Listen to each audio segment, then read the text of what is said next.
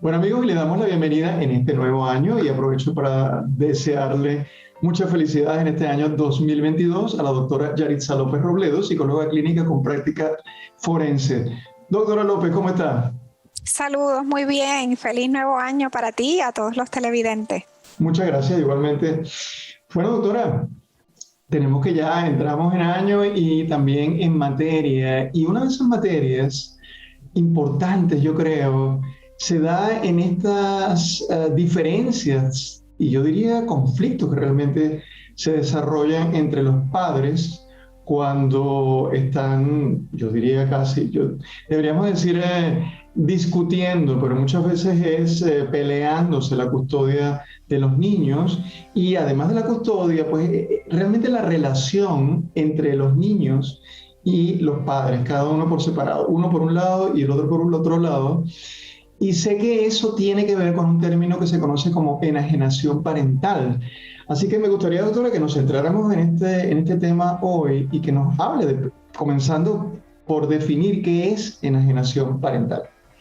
Claro que sí, Julio. Como tú bien mencionas, es una dinámica que se tiende a presentar donde ha habido una ruptura o una separación, muchas veces un divorcio, que ha sido bastante contencioso, donde no ha habido un acuerdo entre las dos partes en cuanto a cómo vamos a cuidar de nuestros niños, en cuanto a cómo vamos a proveerle quizás una educación, cuál va a ser esa educación o ese, ¿verdad?, lugar donde van a recibir esa educación, con quién se va a quedar a pernoctar, a pasar la noche, a pasar la semana, los fines de semana y así sucesivamente. Cuando eso no se logra un acuerdo en esas decisiones, entonces el sistema judicial muchas veces tiene que entrar a realizar un proceso evaluativo y tomar unas determinaciones en cuanto a quiénes van a ostentar la custodia del menor y cómo se van a dar esas relaciones filiales, ¿verdad? Con quienes van a estar compartiendo los niños, qué días y bajo qué circunstancias.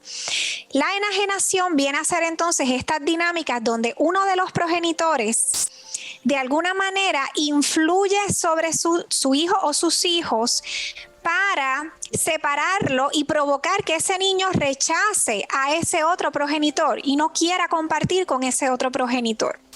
¿Por qué es importante mencionar y hablar sobre lo que es la enajenación actualmente en Puerto Rico? Porque la ley que considera el proceso de adjudicación de custodia, que es una ley que rige las evaluaciones que se realizan mayormente en los tribunales de la isla, ha sido enmendada en el 2020. Y esa enmienda, ese cambio que se hizo a la ley para poder adjudicar custodia a los padres que desean tener custodia del niño, ahora requiere que todo evaluador, muchas veces son trabajadores sociales en los tribunales, que explore y estudie cuál de los dos padres está mejor capacitado para tener custodia o si ambos lo están en una custodia compartida, debe entonces ostentar la custodia y bajo qué términos. Esta enmienda en la ley que se da en el 2020, ¿okay?, lo que hace es que exige que cada vez que se estudie la dinámica de custodia, se evalúe si esto de la enajenación está ocurriendo o no. Interesante. A mí eso me hace pensar, doctora, que es frecuente esta situación, porque si no, no se promulga esta ley o esa enmienda de la ley, ¿no? Eso es correcto. Con alta probabilidad llevamos décadas en las dinámicas familiares, lamentablemente, porque es un efecto, ¿verdad?, perjudicial muchas veces para la salud mental de nuestros niños y para la dinámica familiar en su totalidad. Pero aunque llevaban, ¿verdad?, ocurriendo con bastante frecuencia, no necesariamente se estaba exigiendo que fuera un aspecto evaluado de manera como un requisito cada vez que se realiza este tipo de estudio social o investigación forense. Ahora, doctora, vamos a poner esto sobre la mesa en concreto. Denos unos ejemplos. ¿Cómo es que ustedes, cuando hacen, porque bueno, usted, su práctica es forense, me imagino que le compete esta área justamente, y usted está hablando precisamente como experta, ¿de qué manera se puede presentar esto y con qué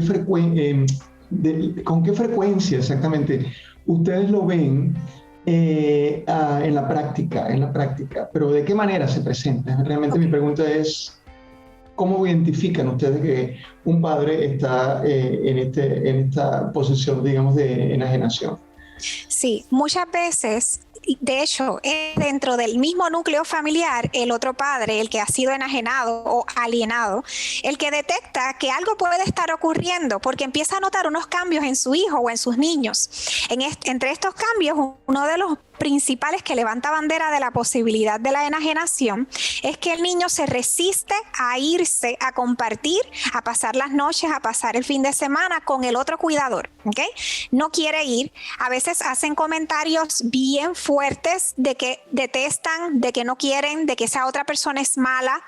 Papi es malo, mami es mala, ¿verdad? Ese otro cuidador, de que lo odian, de que prefieren que esté muerto. Muchas veces son verbalizaciones bien marcadas y cuando uno mira, si hay evidencia que lleve a ese niño a verbalizar esas declaraciones tan fuertes en contra de ese cuidador y a negarse a compartir con ese cuidador, realmente no hay base que explique o que, ¿verdad?, nos haga entender el por qué ese niño se resiste a compartir con ese otro cuidador.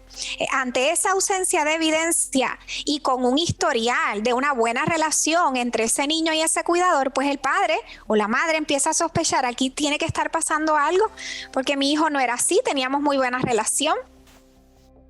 Quien practica, si se puede decir de manera correcta, la alienación, ¿qué mensaje les da en concreto a los niños? ¿Algunos ejemplos, doctora, que usted nos pueda dar? Sí, por ejemplo, de hecho, en la misma enmienda a la ley se incluyen algunos ejemplos para que los profesionales estén pendientes de cómo identificarlos. Entre estos ejemplos están, por ejemplo, que ese progenitor que está enajenando, ¿verdad?, a su hijo, se niegue a pasarle llamadas telefónicas cuando está compartiendo con él en el hogar del otro cuidador. Es decir, está conmigo que soy mamá, llamo papá y yo no le paso la llamada. Me niego a pasarle la llamada, que se comunique con su papá.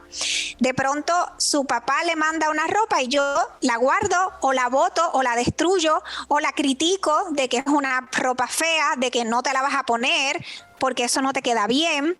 Hago comentarios negativos en contra de ese otro cuidador frente al niño o insulto a esa otra persona que es el padre, ¿verdad?, o la madre de ese niño. Y así, entre otras dinámicas, ¿verdad?, que hacen que el niño coja coraje con esa otra parte y no quiera compartir con esa otra parte, porque entonces se integra en su sistema que esa persona es mala y que le hace daño a mi papá o a mi mamá, que es con quien yo más comparto. Generalmente esta dinámica se da en contra del padre, porque muchas veces con quien el niño termina manteniendo ese pernocte la mayor parte del tiempo es con la madre. Pero ocurre también en la otra dirección. Me imagino. Doctora, bueno, ya se nos fue el tiempo, pero mientras usted estaba hablando, yo pensaba si existe, y esto es completamente en desconocimiento mío, pero pensaba en los procesos de separación, en los procesos de divorcio. Realmente debería haber yo no sé si la palabra sería un taller o algo estructurado que le dejara muy claro a los padres este tipo, por ejemplo, de situaciones y el riesgo de caer en este tema de la enajenación, porque la verdad es que me suena que puede ser bastante frecuente que esto ocurra. Eso es correcto, sí. Como tú bien mencionas, Julio, dentro del proceso, ¿verdad?, de llevar a cabo una evaluación para determinar custodia, los profesionales que manejan estos casos orientan a las partes sobre la importancia de mantener una buena comunicación y de evitar incurrir en este tipo de conducta. De la misma manera, las unidades sociales de nuestros tribunales tienen profesionales que orientan, ofrecen servicios de apoyo. Lo ideal es la prevención y en esa medida este tipo de cápsulas informativas ayuda a compartir, ¿verdad?, lo importante que es evitar incurrir en este tipo de acciones, porque al final le hacemos daño a nuestros niños. Estamos hablando de que la enajenación, Julio, es un tipo de maltrato psicológico y emocional hacia los niños. Importante contextualizarlo de esta forma. Como siempre, doctora, una información excelente, y me parece que quizás más adelante en otro programa podríamos retomar este punto porque lo veo bien pertinente e importante. Doctora Yaritza López Robledo, psicóloga clínica con práctica forense, como siempre un gusto haberla tenido en el programa. Hasta una próxima ocasión. Gracias.